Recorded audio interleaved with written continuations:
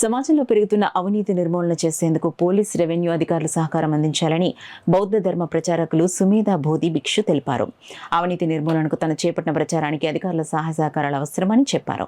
ఈ మేరకు మంగళవారం జిల్లా కలెక్టర్ షాన్ మోహన్ కలిసి ఆయనకు వినతి పత్రం అందించారు. ఈ సందర్భంగా ఆయన మీడియాతో మాట్లాడారు. పీపుల్ టు పీపుల్ కోఆపరేషన్గా నేను క్లర్జీని అంటే బుద్ధిస్ట్ మాంక్స్ని తర్వాత గవర్నమెంట్లో కొంతమందిని నేను కన్విన్స్ చేసి లెక్చర్ అది కండక్ట్ చేయడం జరిగింది. అది అదృష్టం కొద్దీ సక్సెస్ అయ్యి వియత్నాం గవర్నమెంట్ ఛానల్స్లో కూడా అది టెలికాస్ట్ అయింది. ఆ వీడియోస్ కూడా నేను నా యూట్యూబ్ ఫేస్బుక్లో పెట్టాను. అలాగే ఎంబసీని కూడా అడిగాను, నేను లెక్చర్ కండక్ట్ చేద్దాం అంటే ముందు ఒప్పుకున్నారు, తర్వాత మళ్ళీ ఎందుకో క్యాన్సిల్ అయింది.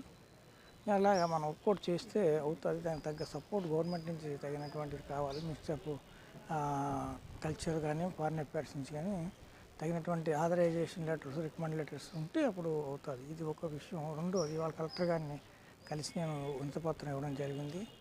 వారికి నేను ఇటువంటి కార్యక్రమాలు చేయడం తగిన సెటప్, తగిన గవర్నమెంట్ డాక్యుమెంట్స్ ఇవ్వమని అడిగాను వారిని.